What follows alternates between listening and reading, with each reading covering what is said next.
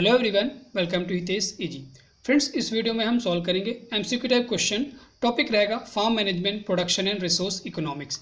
इस टॉपिक पर 5 to 6 videos और बनेंगे, तो आपके जितने भी क्वेश्चन बन सकते हैं farm management, production and resource economics से, वो सभी आप इस वीडियो में आपको देखने को मिल जाएंगे।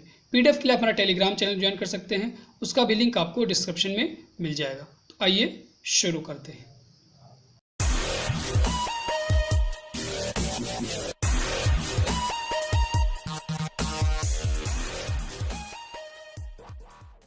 Question number 1, an application of accounting principles to the farm business of farming is called. जो एप्लीकेशन है अकाउंटिंग प्रिंसिपल्स का बिजनेस फार्मिंग में, उसे हम लोग क्या कहते हैं? Farm planning, farm budgeting, marketing या फार्म अकाउंटिंग। ठीक है, तो ऑप्शन नंबर यहाँ पर ए आपका क्या हो जाएगा? Correct, farm planning. Farm planning is an application of accounting principle to the business farming. देखिए यहाँ पर कुछ टाइपिंग मिस्टेक होगी, जो बोल्ड लेटर हैं वही आपके करेक्ट ऑप्शन नहीं होंगे, क्योंकि आगे आपको देखने को मिलेगा जो अनबोल्ड लेटर हैं वो भी आपके करेक्ट ऑप्शन होंगे। तो ये मत समझिएगा कि जो बोल्ड लेटर हैं वही आपके करेक्ट ऑप्शन है। ठीक है, then question number 2, beef and hides are the example of. जो बीफ और हाइट्स हैं वो किसके एग्जाम्पल हैं? इंडिपेंडेंट इंटरप्राइज के, जॉइंट इंटरप्राइज, कॉम्पिटिटिव इंटरप्राइज या सप्लीमेंट्री इंटरप्राइज। तो beef and hides are the example of joint enterprise. ठीक है, ऑप्शन नंबर बी यहाँ पर आपका क्या हो जाएगा? Correct, beef and hides are the example of joint enterprise. Then question number 3, which of the following is not correctly matched. इसमें से कौन है जो कि करेक्टली मैच्ड नहीं है, आपको ये बताना है। Option A, APP, means APP का मतलब होता है एवरेज फिजिकल प्रोडक्ट, और एमपीपी का मतलब होता है मार्जिनल फिजिकल प्रोडक्ट। ठीक है, सभी का मतलब समझ लीजिए। और टीपीपी का मतलब होता है टोटल फिजिकल प्रोडक्ट। ठीक है, यहाँ पर क्या है? TPP total physical product, MPP marginal physical product, और एपीपी का मतलब होता है एवरेज फिजिकल प्रोडक्ट। तो क्वेश्चन पूछा कि कौन सा इसमें करेक्टली मैच नहीं है। APP rises continuously till APP and MPP both are equal, या MPP rise continuously till MPP is more than APP, TPP rise continuously till MPP is not equal to 0, और APP and MPP both fall but TPP rises when MPP is less than APP but more than 0। तो आपसे पूछा है कौन सा correctly matched नहीं है, तो ऑप्शन नंबर आपका सी क्या हो जाएगा? Correct, TPP rise continuously till MPP is not equal to 0। तो ये आपका करेक्ट नहीं है। ठीक है, then question number 4, which of the following is not correctly matched. यहाँ पर भी आप कहते हैं कौन सा करेक्टली मैच नहीं है। Elasticity of production is equal to stage third of classical production function greater than unity, negative marginal product is equal to stage third of the classical production function, या negative elasticity of production is equal to stage third of the classical production function, या average product decrease but is greater than the marginal product is equal to stage second of the classical production function. तो यहाँ पे पूछा है कि कौन सा correctly matched नहीं है, तो ऑप्शन नंबर आपका बी क्या हो जाएगा? Negative marginal product is equal to stage third of the classical production function. ये हमारा करेक्ट नहीं है, बाकी तीनों क्या हैं? करेक्ट है।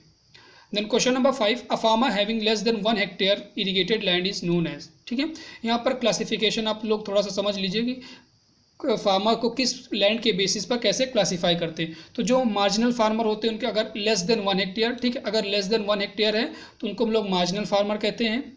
स्मॉल फार्मर जो होते हैं वो 1 से 2 हेक्टेयर के बीच में अगर उनके पास लैंड है तो उसे हम लोग कहेंगे स्मॉल फार्मर। सेमी मीडियम कौन से होते हैं? जिनके पास 2 से 4 हेक्टेयर के बीच में लैंड होती है उन्हें हम लोग कहते हैं सेमी मीडियम, और जिनकी 4 to 10, ठीक है, 4 to 10 होती है उनको हम लोग बोलते हैं मीडियम, और ग्रेटर देन अगर उनके पास 10 है हेक्टेयर लैंड है तो उन्हें हम लोग बिग फार्मर बोलेंगे, या हम लोग बोलेंगे लार्ज फार्मर। तो हमसे पूछा है less than 1 hectare irrigated land, तो वो हो जाएगा हमारा मार्जिनल फार्मर। ठीक है, स्मॉल फार्मर क्या होते हैं? जिनके पास 1 से 2 हेक्टेयर की लैंड होती है। सेमी मीडियम क्या होते हैं? जिनके पास 2 से 4 हेक्टेयर की लैंड होती है, और मीडियम 4 to 10। देखिए यहाँ से क्वेश्चन आपके बन सकते हैं 4-5 क्वेश्चन किसी से भी पूछा जा सकता है कि बिग फार्मर्स क्या होते हैं, स्मॉल फार्मर्स क्या होते हैं, सेमी मीडियम क्या होते हैं। तो ये आप लोग लिख लीजिएगा कि क्लासिफिकेशन फार्मर का on the basis of land holding. Then question number 6, a farmer which has land holding between 1 to 2 hectare. ठीक, ऐसे फार्मर जिनके पास जो लैंड होल्डिंग है वो 1 से 2 हेक्टेयर के बीच में है उन्हें हम लोग क्या कहेंगे? Marginal farmer. जिनके पास लेस देन 1 होती है, हमने अभी पढ़ा पिछले क्वेश्चन में। स्मॉल फार्मर जिनके पास 1 से 2 हेक्टेयर की लैंड होती है उन्हें हम लोग क्या बोलते हैं? Small farmer. तो ऑप्शन नंबर यहाँ पर बी आपका क्या हो जाएगा? Correct, small farmer having land between 1 to 2 hectare. Then question number 7, a farmer which has land holding between 0 to 1 hectare is known as. ऐसे फार्मर जिनके पास जो लैंड होल्डिंग है वो 0 से 1 हेक्टेयर के बीच में मीन्स लेस देन 1 है, तो उन्हें हम लोग क्या बोलेंगे, मार्जिनल फार्मर। ऑप्शन नंबर आपका सी क्या हो जाएगा, मार्जिनल फार्मर। बिग फार्मर जिनके पास 10 हेक्टेयर से ज़्यादा लैंड होती है उन्हें हम लोग बोलते हैं बिग, और 1 से 2 होती है उन्हें बोलते हैं स्मॉल। तो यहाँ से आप लोग याद रखिएगा, क्वेश्चन यहाँ से काफ़ी आपके बनने वाले 5 हैं, तो 5 क्वेश्चन आपके बन सकते हैं कहीं से भी। A group of technical unit is known as, ठीक है, जो टेक्निकल यूनिट है उसके ग्रुप को हम लोग क्या बोलते हैं, farm frame, economic unit, plant या ऑल ऑफ द अबव। ठीक है, तो a group of technical unit is known as plant. Option number आपका बी क्या हो जाएगा, correct, a group of technical unit is known as plant.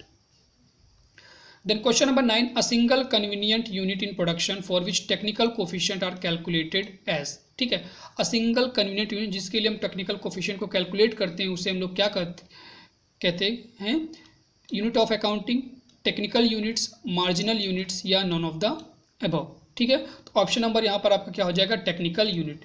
A single convenient unit in production for which technical coefficient are calculated is known as technical unit. Option number B आपका क्या हो जाएगा, correct. Then question number 10, a statement which shows financial condition or stability of business at a particular point of time is called as, ऐसा statement जो कि financial condition और stability को business में शो करता है एक पार्टिकुलर पॉइंट ऑफ टाइम में, उसे हम लोग क्या कहते हैं, net worth statement, business statement, physical efficiency measures और नॉन ऑफ द अबव।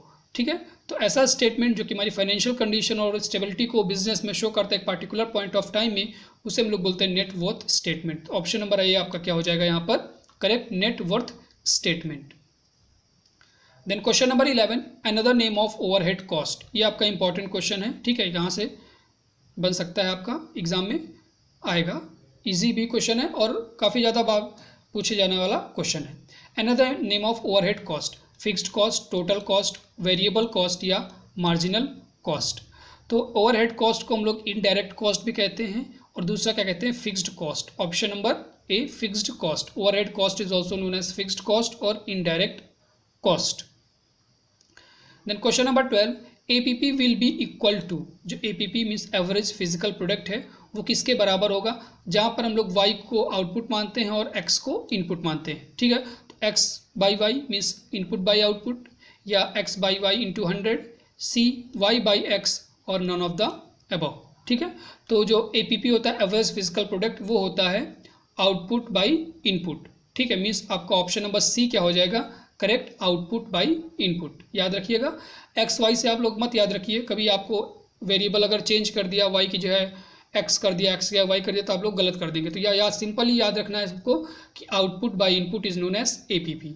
ठीक, then question number 13, above 15% farmers had land holding in between, जो 15% अबव फार्मर्स हैं उनके पास जो लैंड होल्डिंग है वो किसके बीच में है। मीन्स क्वेश्चन यहाँ से आपको पूछा है कि सेमी मीडियम फार्मर्स के पास जो लैंड होल्डिंग है वो कितनी है, तो 2 से 4 हेक्टेयर। ऑप्शन नंबर ए आपका क्या हो जाएगा यहाँ पर, करेक्ट। ठीक है, 0 से 1 मार्जिनल के पास होती है और 1 से 2 किसके पास होती है, स्मॉल फार्मर्स के बीच के पास।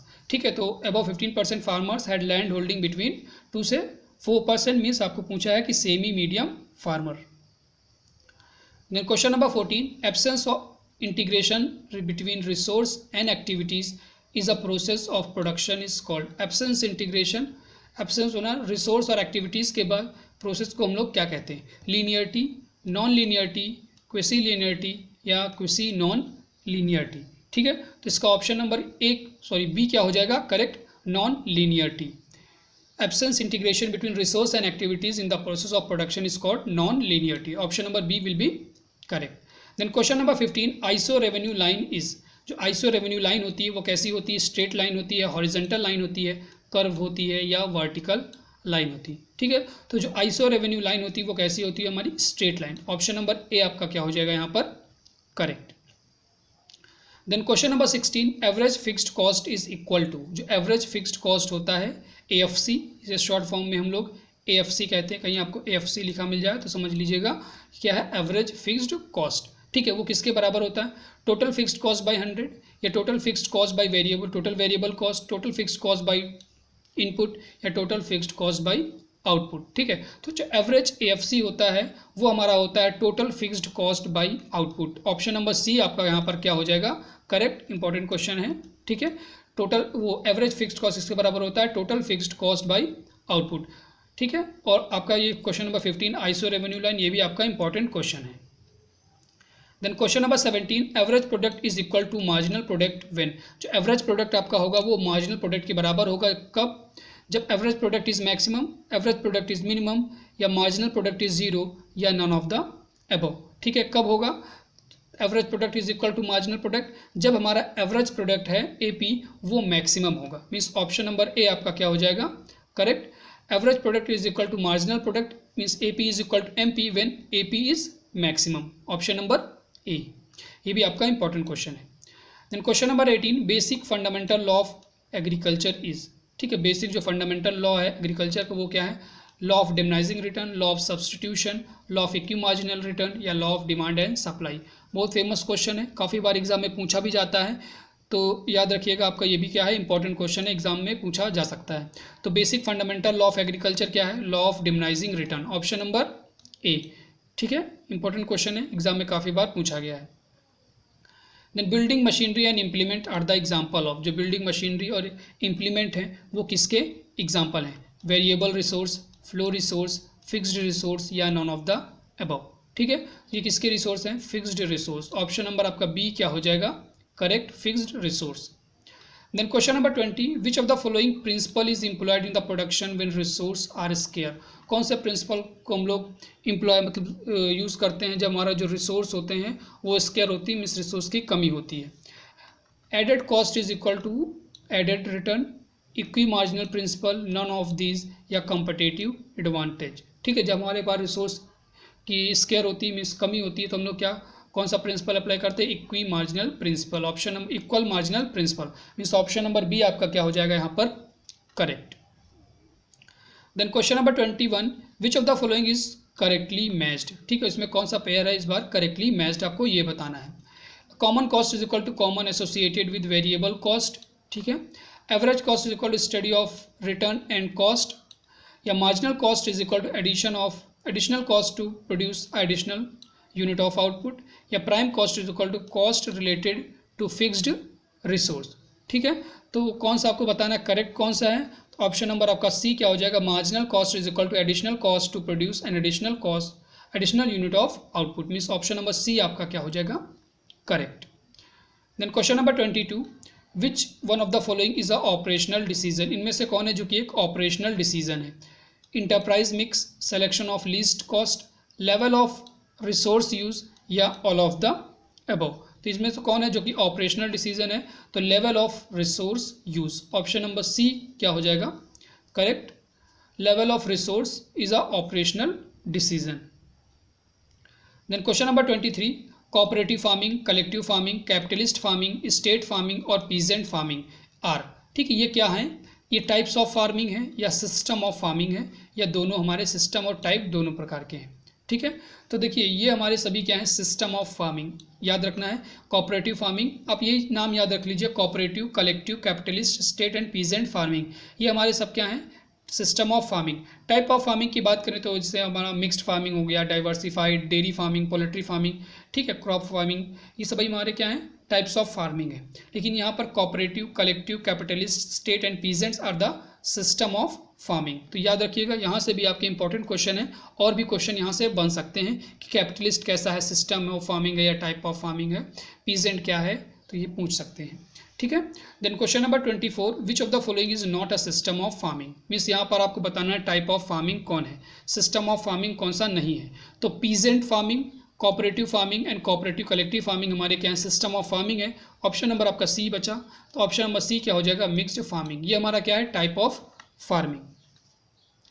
Then question number 25 crop farming and milk production is an example of, crop farming और मिल्क प्रोडक्शन जो है कैसके एग्जांपल हैं, कॉम्पिटिटिव इंटरप्राइज के हैं, सप्लीमेंट्री इंटरप्राइज के हैं, या कॉम्प्लीमेंट्री इंटरप्राइज के हैं, इनमें से कोई नहीं, ठीक है। तो जो क्रॉप फार्मिंग है और मिल्क प्रोडक्शन है वो हमारे क्या है कॉम्प्लीमेंट्री इंटरप्राइज, मीन्स एक दूसरे को कॉम्प्लीमेंट करते हैं। जैसे क्रॉप से हमें क्या मिलेगा फॉडर मिलेगा एनिमल्स के लिए, और एनिमल से हमें क्या मिलेगा मिल्क मिलता है, और क्रॉप के लिए क्या मिलता है फार्मयार्ड मैन्योर, ठीक है। तो दूसरे एक दूसरे को दोनों क्या कर रहे हैं कॉम्प्लीमेंट का बेनिफिट कर रहे हैं। तो ऑप्शन नंबर हमारा बी क्या हो जाएगा complementary enterprise. Then question number 26, dairy farming, poultry farming, crop farming and pig farming are the type of farming, system of farming या बोथ ए एंड बी।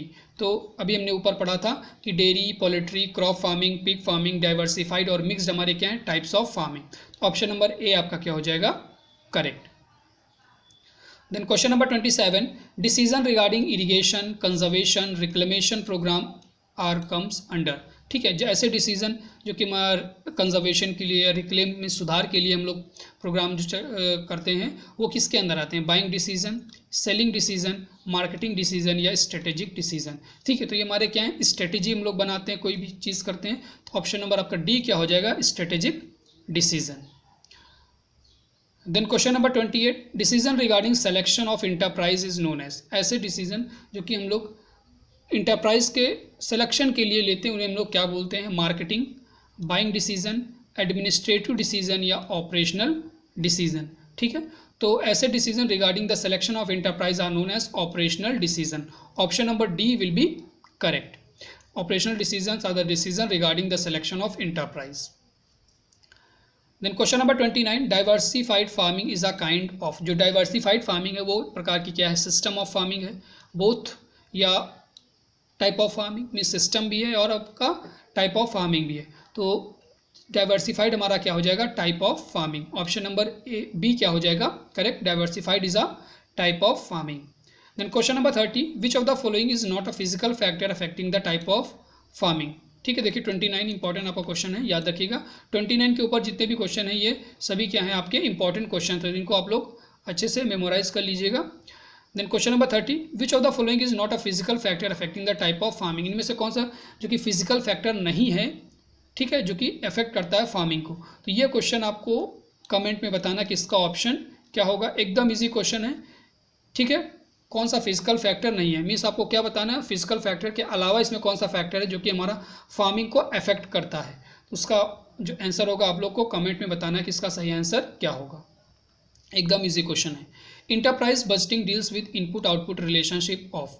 ठीक है, जो इंटरप्राइज बजटिंग है वो इनपुट आउटपुट रिलेशनशिप डील करता है, उसे क्या कहते हैं, asset of different enterprise, a single enterprise of firm, या बोथ ए एंड बी, या नन ऑफ द अबव। ठीक है, तो enterprise deals with input output relationship of single enterprise of the firm.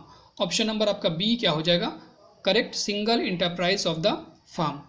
Then question number 32, expenditure on fertilizer is. जो expenditure होता है fertiliser पर हम लोग करते हैं वो कैसा एक्सपेंडिचर होता है, फिक्स्ड होता है, मार्जिनल होता है, वेरिएबल होता है, या टोटल कॉस्ट।